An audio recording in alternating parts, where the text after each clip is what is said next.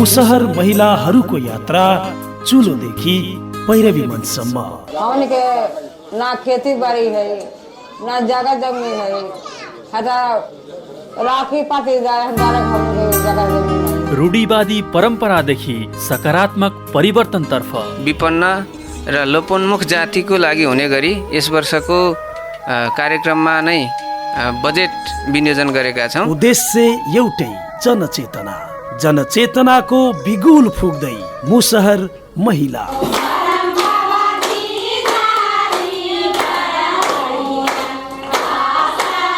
शान्ति र सद्भावका लागि सामुदायिक रेडियो एकता 92.4 मेगाहर्ज को उत्पादन कार्यक्रम मुसहर महिला सशक्तिकरण को दिगो र सर्वाङ्गीण विकास, महिला सशक्तिकरण नै एकमात्र निकास।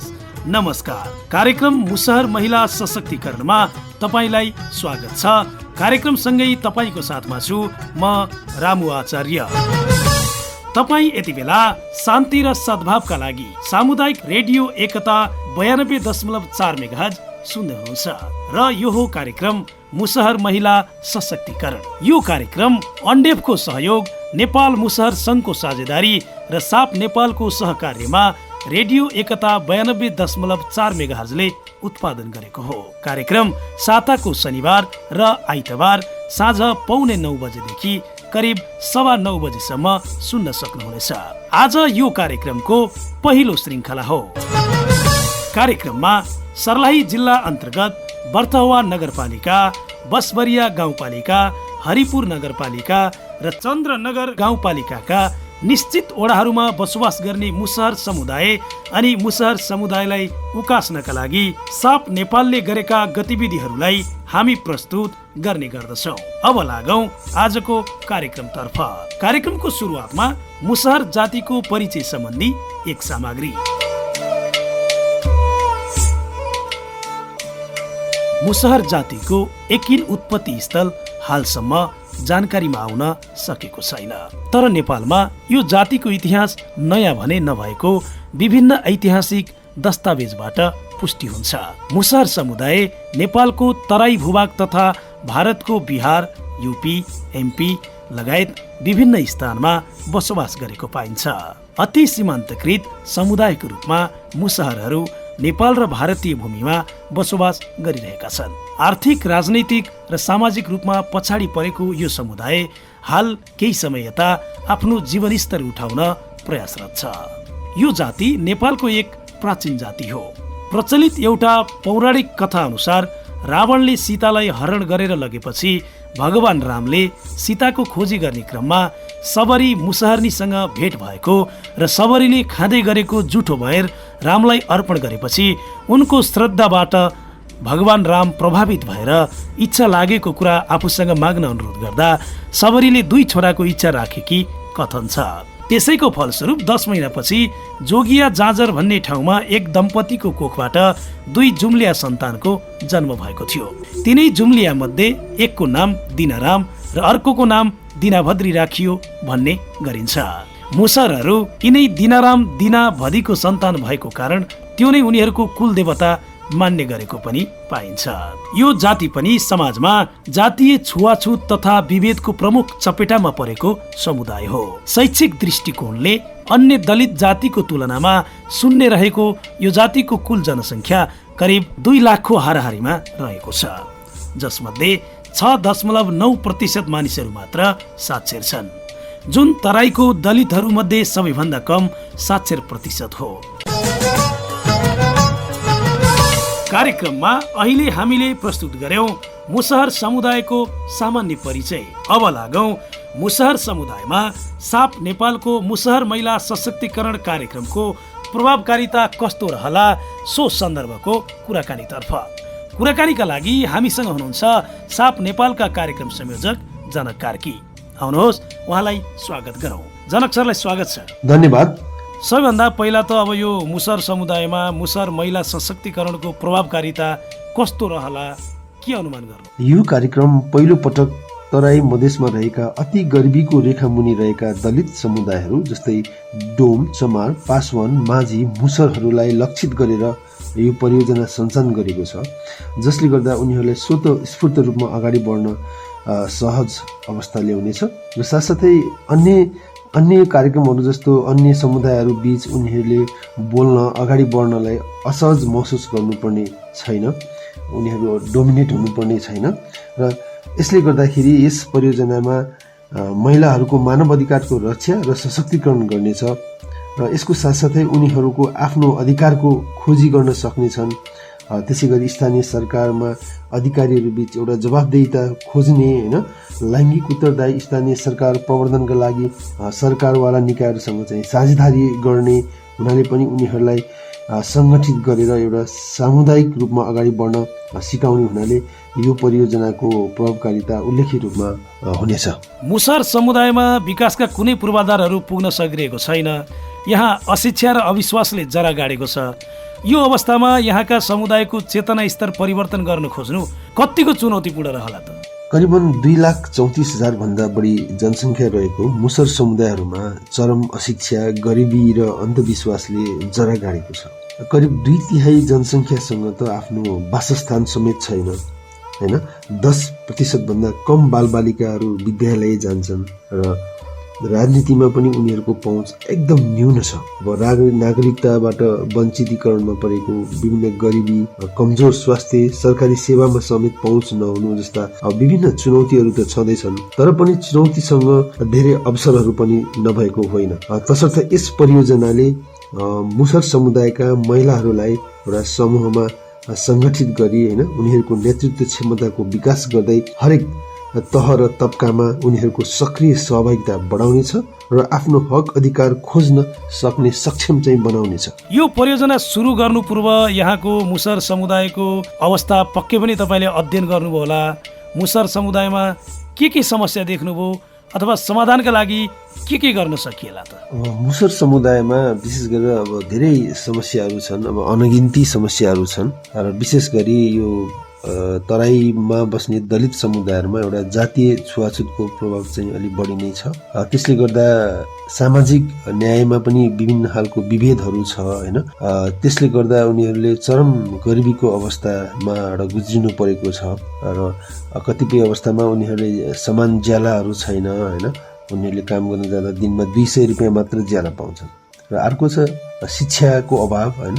अधिकांश मुसहर समुदायका बालबालिकाहरू विद्यालयबाट जानबाट वञ्चित छन्। उनीहरू चेतनाको कमीले गर्दा होला सायद विद्यालय जान पनि सकेको छैन। त्यस्तै गरी यो जातीयहीनता बोधको कुराहरू छ। उनीहरूले आफूले अन्य समुदायबाट चाहिँ थिचोमिचो गर्ने कुराहरू आइरहेको छ। अब सङ्गठित हुन नसक्नु, मुख्य गरेर यो मुसहर समुदाय आर्थिक अभावको कारणले गर्दा र शिक्षा र चेतनाको अभावले गर्दाखेरि उनीहरू एक सङ्गठित हुन सकेको छैन, जसले गर्दा उनीहरू राजनीतिक रूपमा पनि पछाडि परेको छ। त्यसै गरी विभिन्न सङ्घ संस्थाहरू होइन विभिन्न निकायहरूमा उनीहरूको सहभागिता एकदम न्यून छ र त्यसले गर्दाखेरि हामीले यस परियोजना मार्फत चाहिँ विशेष गरेर महिलाहरूलाई, त्यहाँ रहेका अन्य पुरुष साथीहरूलाई समूहमा आबद्ध गराएर उनीहरूको नेतृत्व क्षमताको विकास गरेर होइन उनीहरूले पनि एउटा जवाबदेहिता अभिवृद्धि गराउँदै होइन हामीले यो कार्यक्रम मार्फत चाहिँ उनीहरूलाई आफ्नो विकासमा आफै अगाडि बढ्नुपर्छ भन्ने खालको एउटा शिक्षा दिँदैछौँ र विभिन्न नीतिगत कुराहरूमा पनि सरकारी निकायहरूलाई एउटा पैरवी गर्ने होइन उनीहरूको लागि एउटा नीतिहरू निर्माण गर्न लगाउने होइन त्यो खालको चाहिँ हामीले यो कार्यक्रममा आबद्ध गराउनेछौँ। नेपालका हरेक अविकसित समाज, समुदाय लगायतका स्थानमा पुरुष प्रधानता हावी भएको पाइन्छ।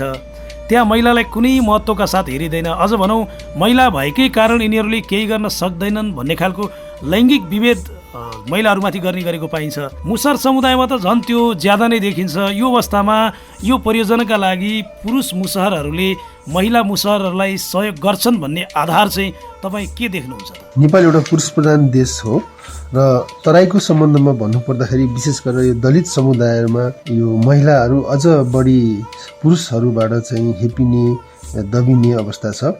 अझै पनि उनीहरू आफूलाई घुम्टोभित्र राखेर हिँड्न बाध्य भएको अवस्था छ र यस्तो समुदायमा गएर हामीलाई काम गर्न यो पक्कै पनि चुनौती चाहिँ छ। तर पनि हामीले मुसर समुदायका युवाहरूलाई पनि एउटा सशक्तिकरण गर्दै एउटा समाजमा महिला पुरुष समान भएर अगाडि बढ्यो भने मात्र हामी लक्ष्यमा पुग्न सक्छौँ भनेर आफ्नो समुदायको अगाडि बढाउन सक्छौँ भन्ने एउटा उद्देश्य लिएर हामीले काम गर्ने भएको हुँदाखेरि हामीले यो परियोजनामा चाहिँ मुसर समुदायका अगुवाहरू, त्यसै गरी युवाहरू र त्यहाँ भएका केही सामाजिक अभियन्ताहरू, प्रभावशाली युवाहरूलाई पनि महिलाहरूलाई समुदायमा अगाडि बढाउनको लागि हामी परिचालित चाहिँ गर्नेछौँ। हामीले योभन्दा अगाडि पनि चितवन जिल्लामा चेपाङ समुदायमा त्यहाँका चाहिँ युवाहरूलाई, महिलाहरूलाई सहयोग गर्न एउटा प्रभावशाली सहयोगी पुरुषको रूपमा हामीले परिचालन गरेको छौँ।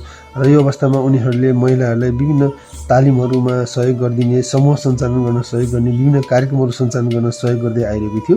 र त्यही कुरालाई हामी एउटा सिकाइको रूपमा लिएर त्यहाँ सिकेका कुराहरूलाई अहिले हामीले सर्लाही जिल्ला स्थित विभिन्न पालिकाहरूमा त्यहाँ रहेका चाहिँ मुसर अगुवा युवाहरूले हामीले परिचालन गर्ने योजना बनाएका छौँ। सम्भवतः अहिले हामीले मुसर सङ्घसँग समन्वय गरेर त्यहाँका युवा अगुवाहरूसँग समन्वय गरिरहेको छौँ र उहाँहरूले एकदम हामीलाई सहयोग गर्दै आउनु भएको छ र आगामी दिनमा पनि यो परियोजनामा उहाँहरूले सहयोग गर्ने प्रतिबद्धता पनि जनाउनु भएको छ। आश गरौँ हामीले सबैजनासँग समन्वय गरेर राम्रोसँग प्रभावकारी रूपमा कार्यक्रम अगाडि बढाउन सक्नेछौँ। अन्त्यमा समग्र मुसर समुदायका लागि के भन्न चाहनुहुन्छ? अहिलेको राजनीतिक परिवर्तन सँगसँगै अब अहिले स्थानीय सरकार, प्रदेश सरकार र सङ्घीय सरकार 3 किसिमको सरकारहरू अहिले कार्यरत छन् र यस क्रममा अहिले स्थानीय निकायमा पनि, स्थानीय सरकारसँग पनि विभिन्न कार्यक्रम, बजेट र योजनाहरू चाहिँ प्रशस्त भएको अवस्था छ। यो अवस्थामा यदि सरकारी निकायले चाह्यो भने तराई मधेसमा रहेका दलित समुदायका माझी, मुसर, डुम, चमार, पासवान लगायतका समुदायका मानिसहरूलाई यो कार्यक्रमहरू, विभिन्न कार्यक्रमहरूमा सहभागिता जनाउन स्थानीय सरकारले पनि महत्त्वपूर्ण भूमिका खेल्न सक्दछ। राज्यले दिने जति पनि सेवा सुविधाहरू छन् ती चाहिँ एकदम वास्तविक आवश्यकता भएको सम्म पुर्याउनु चाहिँ सरकारको पनि एउटा लक्ष्य र उद्देश्य हो। र यसै क्रममा जति पनि आय आर्जनका कार्यक्रमहरू छन्, सिपमूलक कार्यक्रमहरू छन्, क्षमता अभिवृद्धिमूलक कार्यक्रमहरू छन्, त्यो कार्यक्रमहरू चाहिँ ती लक्षित समुदायसम्म पुर्याउनको लागि समुदाय स्तरबाट पनि पहल हुनेछ र हामीले नागरिक समाज सङ्घ संस्थाले पनि सरकारी निकायहरूलाई झकझक्याउने कामहरू चाहिँ हामीले पनि गर्नेछौँ र उनीहरूको जवाफदेहिता अभिवृद्धि गर्नको लागि विभिन्न किसिमको सामाजिक जवाफदेहिताको विधिहरूको चाहिँ अभ्यासहरू गर्ने, जसरी हुन्छ सरकारी निकायसँग भएका स्रोत र साधनहरूको उचित प्रयोग गरेर यो पछाडि पारिएका दलित समुदायहरूको, महिलाहरूको आर्थिक, सामाजिक, राजनीतिक विकासमा चाहिँ लगाउनुपर्छ भनेर हामीले विभिन्न किसिमको अभियानहरू चलाउनेछौँ। जुन सामूहिक अभियान हुनेछ त्यसमा मुसर सङ्घ, नागरिक समाज संस्था र तपाईँहरू जस्तै मिडियाले पनि मुसर समुदायको उत्थानको लागि एउटा सशक्त रूपमा आवाज उठाउनु हुनेछ भन्ने हामीले आशा र विश्वास लिएका छौँ। तराई मधेसमा रहेका विशेष गरी दलित समुदायका महिलाहरू, अझ भनौँ पासवान, डोम, चमार, मुसर, माझी समुदायका महिलाहरू, उनीहरू अत्यन्त गरिबीको अवस्थाबाट गुज्रिरहेको अवस्था छ। शिक्षा, स्वास्थ्य, आय आर्जन जस्ता हरेक कुरामा उहाँहरू चाहिँ पछाडि पर्नु भएको छ र राज्यले दिने सेवा सुविधाबाट पनि उहाँहरू वञ्चित हुनुभएको छ। उहाँको जुन आर्थिक, सामाजिक, राजनीतिक मुद्दाहरू अझै पनि राष्ट्रिय स्तरमा, प्रदेश स्तरमा आउन सकेको छैन। यस्तो अवस्थामा हामी सम्पूर्ण नागरिक समाज, तपाईँहरू जस्तो मिडिया कर्मीहरू र यहाँ रहेका अन्य सामाजिक सङ्घ संस्थाहरूले उहाँहरूको मुद्दाहरूलाई सम्बन्धित ठाउँमा पुर्याउनको लागि सामूहिक पहल गर्नुपर्छ भन्ने मलाई लाग्दछ। अझ भनौँ यो अवस्थामा स्थानीय सरकारको अझ महत्त्वपूर्ण भूमिका हुनसक्छ। स्थानीय सरकारसँग भएका विभिन्न साधन र स्रोतहरूको उचित प्रयोग गरेर वञ्चितीकरणमा परिएका दलित समुदायका महिलाहरूको आर्थिक, सामाजिक, राजनीतिक सशक्तिकरण गर्न उचित प्रयोग गर्न सक्यो भने अझ मुसर समुदायहरू चाहिँ आगामी दिनमा अगाडि बढ्न सक्छ जस्तो मलाई लाग्दछ। महत्त्वपूर्ण समय उपलब्ध गराइदिनु भयो, कार्यक्रममा सहभागिता जनाइदिनु भयो, तपाईँलाई धेरै धेरै धन्यवाद छ। हस्त यहाँले एउटा आफ्नो भनाइ राख्ने सुवर्ण अवसर प्रदान गर्नुभयो, त्यसको लागि म यहाँहरूलाई धेरै धेरै धन्यवाद दिन चाहन्छु। अहिले हामीसँग हुनुहुन्थ्यो साप नेपालका कार्यक्रम संयोजक जनक कार्की। मुसर समुदायमा मुसर महिला सशक्तिकरण परियोजनाको प्रभावकारिताको विषयमा हामीसँग छलफल गर्नुहुँदै अब अर्को प्रसङ्ग। मुसहर महिला सशक्तिकरणका लागि घुम्ती प्रशिक्षकहरूलाई तालिम प्रदान गरिएको छ। लैङ्गिक उत्तरदायी सामाजिक जवाबदेहिता प्रवर्धनका लागि मुसहर महिला सशक्तिकरण घुम्ती प्रशिक्षकहरूका लागि आयोजित 3 दिने तालिम लालबन्दी स्थित नमस्ते होटल एन्ड गेस्ट हाउसमा सम्पन्न गरिएको छ। हरिपुर नगरपालिका, बर्थवा नगरपालिका, बसबरिया गाउँपालिका र चन्द्रनगर गाउँपालिकाका मुसहर महिलाहरूलाई सहभागी गराई South Asia partnership Nepal SAP नेपालले तालिम प्रदान गरेको थियो। साप नेपालले यी 4 पालिकामा नेपालका स्थानीय सरकारमा लैङ्गिक उत्तरदायी सुशासन प्रवर्धन परियोजना अन्तर्गत आफ्नो अधिकारको खोजीका लागि मुसहर महिलाहरूको सशक्तिकरण गर्ने, स्थानीय सरकारका अधिकारहरूमा समग्र जवाबदेहिता अभिवृद्धि गर्ने लगायतका कामहरू गर्नेछ।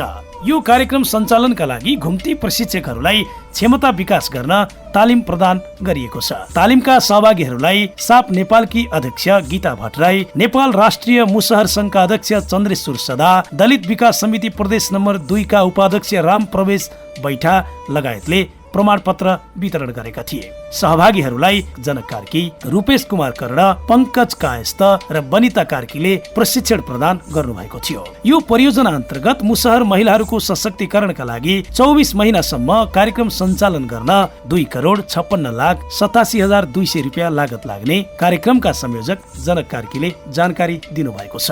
अब हामी प्रस्तुत गर्दैछौँ घुम्ती प्रशिक्षकहरूलाई तालिम कार्यक्रमका केही श्रव्य सामग्रीहरू। लिंग और लैंगिकता के बारे में आप सबके क्लियर भेले कि ना भेले? भे गेले। केकरा कहै लिंग? जुन बेर माई के शरीर से पैदा होय छै ओइ बेर में बेटा या बेटी के पहचान होय छै ओकरे कहै छै लिंग। लैंगिकता केकरा कहै छै? जोन समाज एगो नीति निर्माण निर्धारण करे छै।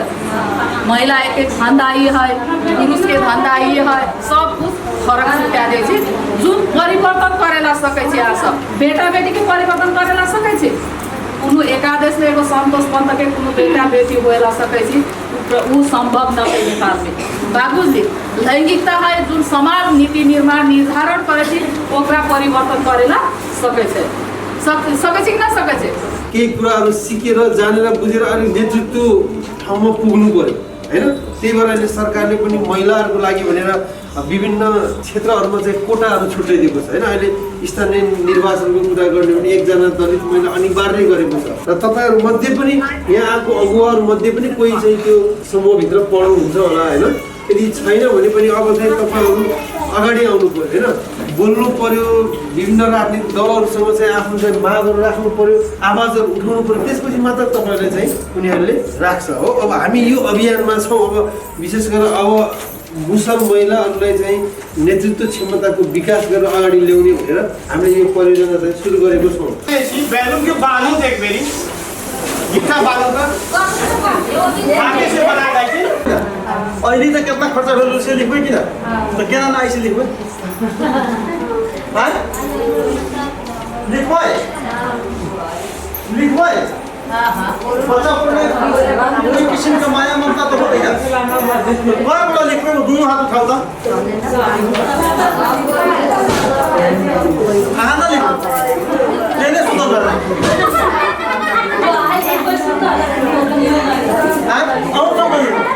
सही कुरा निकाल्नु भयो।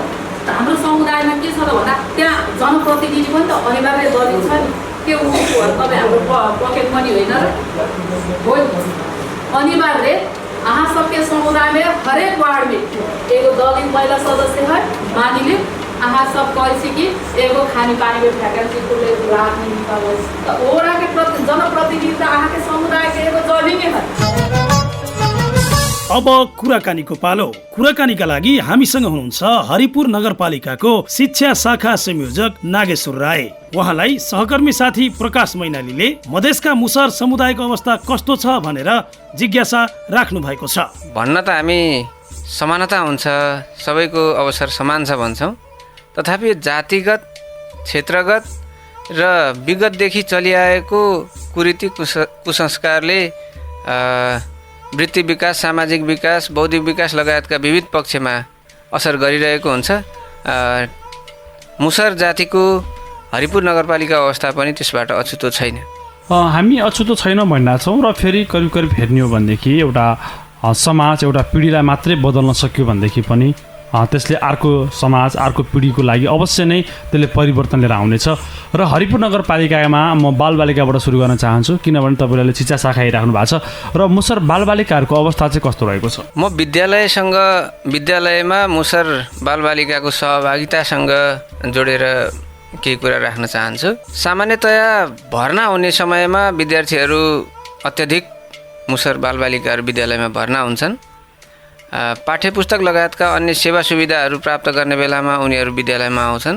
तर नियमित कक्षा भने विद्यार्थीहरूले तुलनात्मक रूपमा कम उपस्थित भएको देखिन्छ।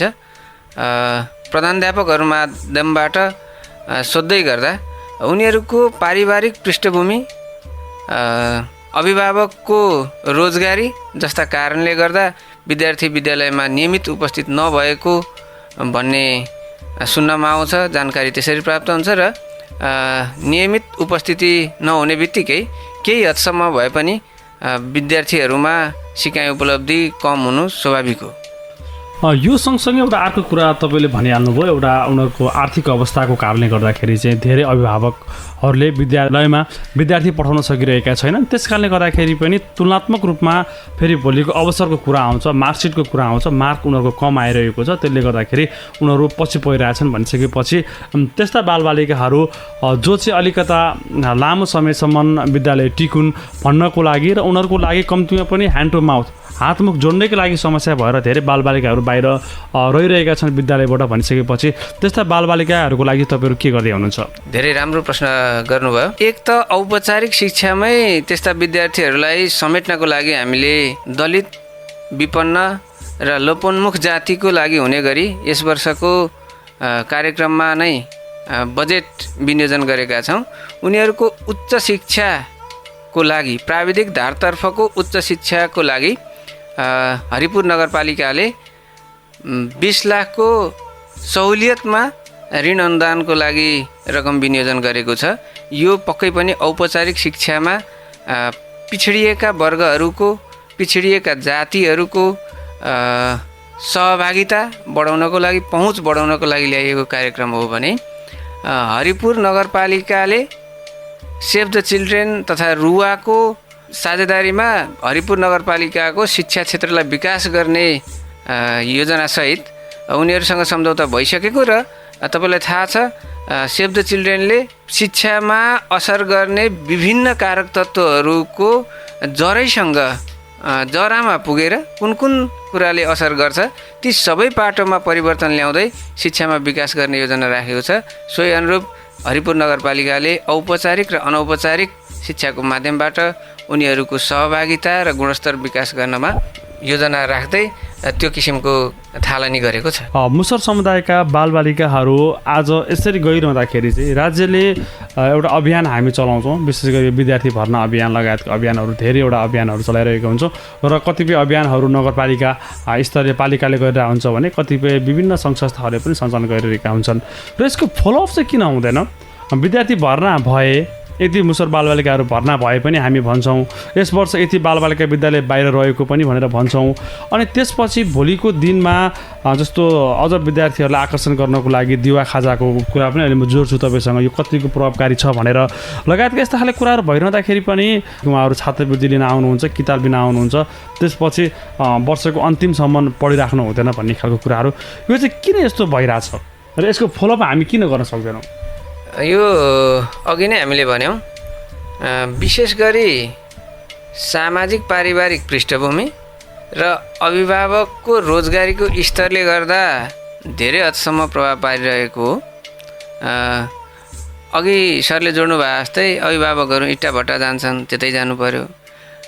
आज यो काम छ, विद्यालय भोलि जाँदा पनि हुन्छ भन्ने खालको उर्दी परिवारको ज्येष्ठ सदस्यबाट आएपछि त्यो मान्ने चलन, विवाहबारीको संस्कार छ, हाम्रो त यति दिनसम्म बस्नुपर्छ भन्ने खालको संस्कार रहेछ भने त्यसैमा अल्झिने र अघि हामीले सरसर्ती कुरा गर्दै जाँदा अभिभावकहरू पनि शिक्षाबाट वञ्चित छन् भन्ने कुरा जोडिसकेको अवस्थामा त्यो शिक्षाको महत्त्व जगाउन नसकेको कारणले आउने र बिचमा हराउने हुन्छ भने संस्थागत पक्षबाट विश्लेषण गर्दा भर्नाको अभियान चल्छ, भर्ना हुन्छन् र विद्यार्थीले कक्षा छाड्ने दर बढ्दै गर्दा त्यसमा हाम्रो भूमिका के रह्यो भन्ने जो प्रश्न गर्नुभयो यो एकदमै राम्रो प्रश्न गर्नुभयो।